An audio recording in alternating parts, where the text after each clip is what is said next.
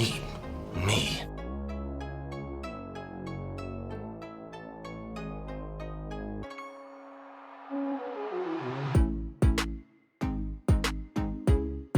You ever dance with the devil in the pale moonlight?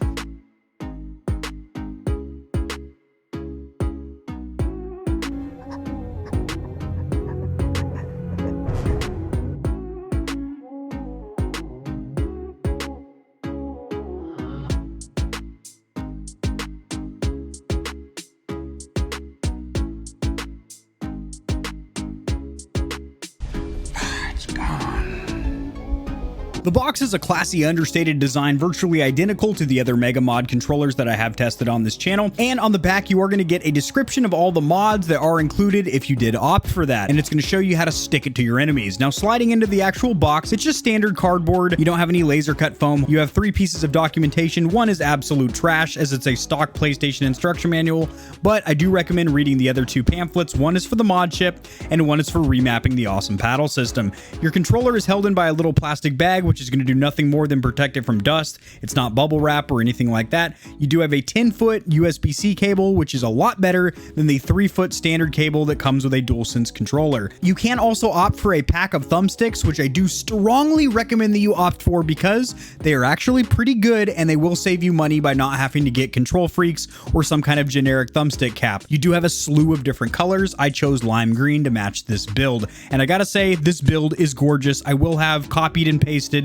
all of the selections that I made in the builder, so if you want to make this exact model, you can. However, you are going to have to email Mega Modz directly and request to get that red paddle mechanism, as where usually with this rear shell, this Chameleon green and purple back shell, it will come with a paddle system that is painted to match. However, they were out of that color, so they gave me the option of waiting for it to come back in stock, and I went with the red one thinking I was settling at the time. However, it actually adds a nice color pop to that back shell. The paddle system is virtually identical to Hex Gaming's 2-paddle design. However, this one is aluminum, not plastic, or if it's not metal or some kind of aluminum, it is a type of plastic that I've never touched with my fingertips because it feels like metal. Same thing with the triggers, they feel like aluminum. Everything else is plastic, the exact millimeters and dimensions of a standard PS5 DualSense controller, and because of that, it is very, very ergonomically comfortable. In my opinion, the PS5 DualSense controller is a close second to an Xbox One and Series controller when it comes to comfort for standard North American hands.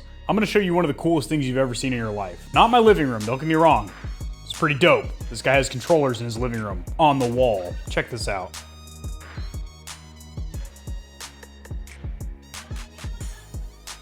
Yes, sir. So a nice little light show there from the top LEDs on the Mega Modz DualSense over here.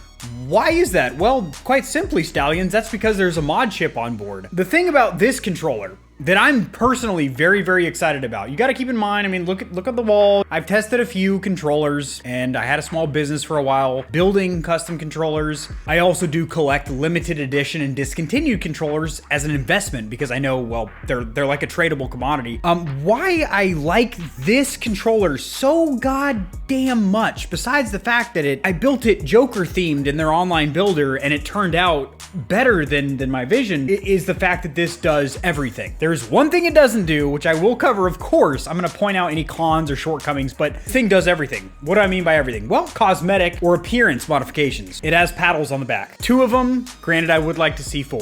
And it has a mod chip, which for me personally, I would only use that in some kind of a campaign or offline story, first-person shooter, or maybe playing COD Zombies or something like that. I would never use any of the modifications on here in a competitive first-person shooter online, in multiplayer. Now, a lot of people would, and you can totally get away with it because you're not modifying the game's files, there's no aimbot, it doesn't auto-aim or snap you onto players' character models or anything like that. But what it does do is give you an unfair advantage because you are having to press less buttons to do the same actions on screen. So instead of having to spam crouch, whether it's a face button or a paddle that you have bound to crouch, so you can spam back and forth and make yourself a harder target to hit while you're, strafing back and forth in a gunfight.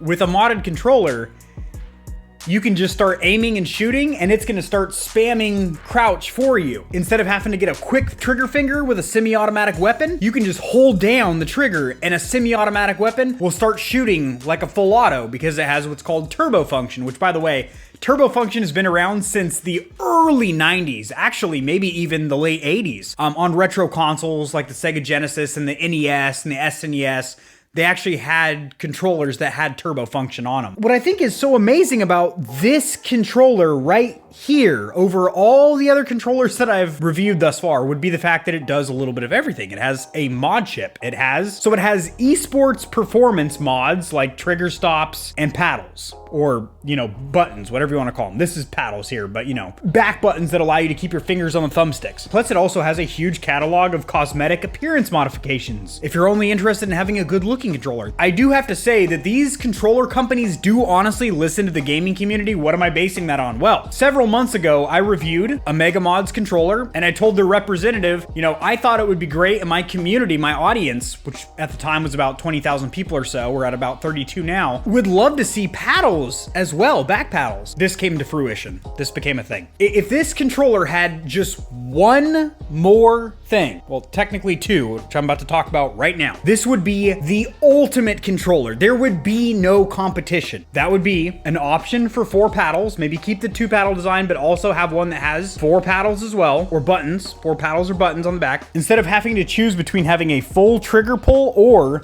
some kind of a mouse click style tactile click like that. Have trigger stops on here. So that way you can still use the same controller for Sony first party games that are gonna have functionality for the adaptive triggers, but if you're playing a competitive first person shooter that doesn't use the adaptive triggers, or you're playing with this controller on PC, you can snap on those trigger stops in the back shell here and have a very short trigger pull. All right, so first things first, Stallions, I strongly do recommend going through the documentation that is included with your controller. I know a lot of times we just throw out things like instruction manuals or pamphlets, but with tech gear, gaming peripherals, keyboards, mice, headsets, controllers, etc., you really should read it, because a lot of times there might be features or functions that would be very beneficial to you that you don't even know that your product has, and you spend a lot of money on it, you might as well get the most out of it. You do have a remap button back here on the paddle mechanism. You are going to hold that down, then the paddle you want to remap, and then the face button. You're going to hold it down. You will get a vibration in the controller, and then it will illuminate one of these LEDs on the top there, and whenever you press that button, it will actually change the LEDs on the top, which I think is kind of cool. So again, that's hold down the map button, hold down the paddle that you want, and then hold down the face button, and it will coordinate with a different colored LED on top. So as for the mods on the mod chip, those will be indicated with these 4 LEDs over here. These ones on the left are to indicate what of the face buttons you have remapped to the back paddles back here, which, by the way, I have to say, this paddle design is very, very good. I liked it on the Hex Gaming 2-paddle controller, but on the Mega Modz one over here, this is aluminum. And if it's not metal or aluminum, it sure as hell feels like it. And if it's not aluminum, it's some kind of plastic that I've never felt before with my fingertips, because it feels really, really good. So to activate or deactivate any of the mods, you're going to hold down this mod chip button over here. So we're going to hold that down, and we're going to press the right trigger. Now, this gun that is a semi-automatic is now, hallelujah, praise his name, fully automatic. So now this gun is semi-automatic again. And there are a ton of different modifications you can put on here. You can put drop shot, so as soon as you shoot, you automatically crouch. Yeah, this thing is amazing. This thing is absolutely amazing. All right, Stallions, over here on the Mega Modz website in their builder for the PS5 controller, and a couple things I wanted to make keynote of real quick with the back buttons over here. The ones that I opted for are the advanced over here, which basically allow you to do a turbo mode. So when you hold down one of these back paddles, it's repeating the press over and over. So if you wanted to have a rapid jump or spam crouch or something like that, you could just hold down the button and not have to spam it physically. And then they also have macro remaps. So in case any of you are PC players out there, then you know exactly what macros are, because most keyboards and gaming mice have macros, which means you press one button and it does a series of button presses, whether that's triple pressing the same button or that's pressing a combination of buttons set up for that. So I think that application would be great for something like an MMORPG, where you might want to cast a spell, throw a shield, pop some heals. That's really cool. Same thing in something like maybe Fortnite, where you want to build multiple pieces with the press of one button. macro. Now, if you're just going to be using this for a competitive first-person shooter for esports use, then you want to go with just a straight remap because this is tournament approved, standard paddles. There's no modded functionality. And if that is the case, you're going to be competing with this controller. I would recommend also opting out of getting a mod chip because even though you can turn it on and off, most tournaments don't allow you to even have a controller with a mod chip on board. And a couple of notes I want to pass on to you, Stallions, when you are in the builder. Now, cosmetics are great and everything, and I do recommend if you're already paying a premium price for a premium controller, you might as well just go all out and get yourself a good controller because you don't want to be disappointed when it gets delivered and be like, oh, well, I wish I had mechanical triggers on here. Oh, I wish I would have got that pretty faceplate, or I wish I would have got the detachable thumbsticks. I think we've all been there. I certainly have. It's almost like buyer's remorse where you feel stupid because you're like, well, now I just got to buy, like, now I got to save up and buy a whole nother controller because I skimped out on a couple features that I really should have opted for. But something I want to make note of right now, if you are going to be using this controller, as it is a PS5 controller, to play games on the PlayStation 5 that are Sony Studio exclusives, then I recommend that you opt out of getting the mechanical shoulder buttons over here. They do not currently have trigger locks, and if they did, I would say go for those for sure. But what this does is basically makes your triggers like a mouse click, which is great if you're going to be using this controller only on PC, or you're going to only be playing PS4 games on PS5. All first-party Sony Studio games are going to have adaptive trigger functionality, meaning they get stiffer or lighter depending on what's going on screen. And not only is that just cool, a neat little gimmicky feature, but they have an actual functional use in several games like Returnal and Ratchet and Clank Rift Apart, where you hit a nice crisp resistance, then you snap past that wall, and it's a secondary fire mode, and you simply cannot turn off or remap that feature. So if you get these mechanical shoulder buttons, you have literally just rendered a multiple $100 premium controller utterly useless for use with PlayStation 5 games. And if you're going to be competing or using this in any kind of tournament use, do not get macro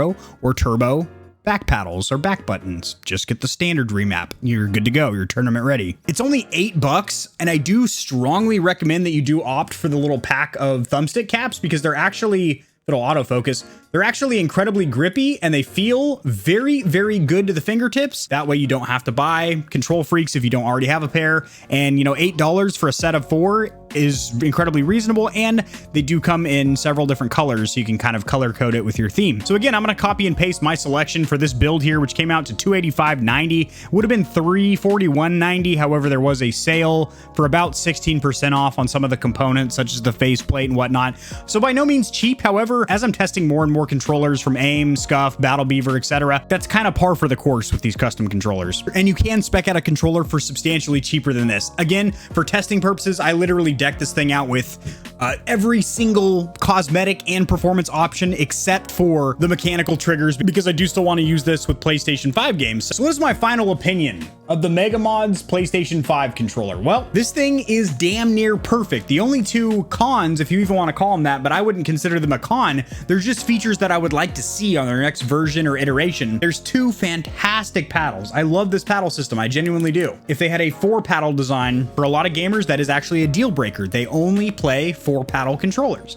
Me personally, I prefer 4 paddle controllers, but there are several games where I'll run a 2 paddle no problem. If they were to add trigger stops, which is basically a little lever that you can flip on and off that allows you to have a full 4.5mm trigger pull for racing games, or again, Sony first party exclusives like Returnal and Ratchet and Clank that need all that trigger pull for the adaptive triggers. But if you're playing a competitive shooter on PC, or you're playing a PS4 game on the PS5, you can turn those trigger locks on and you have a short trigger pull. As of now, you have to choose in the builder if you want mechanical mouse-like clicks or the full triggers, and I advise you to get the full triggers. Other than that, this controller looks stunning. I really do like the way that this particular build turned out. And again, I will have my build list down in the description so you can copy and paste that. Granted, like I said, you are going to have to ask them via email. Can I get a red paddle mechanism? Because generally, if you get this back shell, this green and purple, it's going to be a green and purple painted paddle mechanism, paddle system.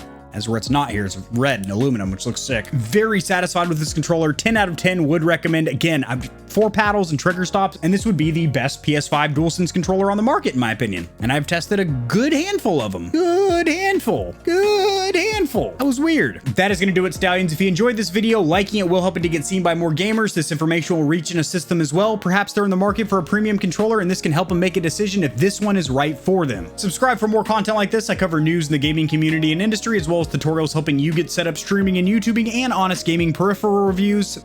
Peripheral, it's a weird word. And honest gaming peripheral reviews, keyboards, mice, headsets, etc. And I'll see you tomorrow because I upload daily. And if you don't see daily videos here on YouTube, it's because I upload videos primarily, exclusively over there on Facebook Gaming, and a link to that is in the description below. Peace.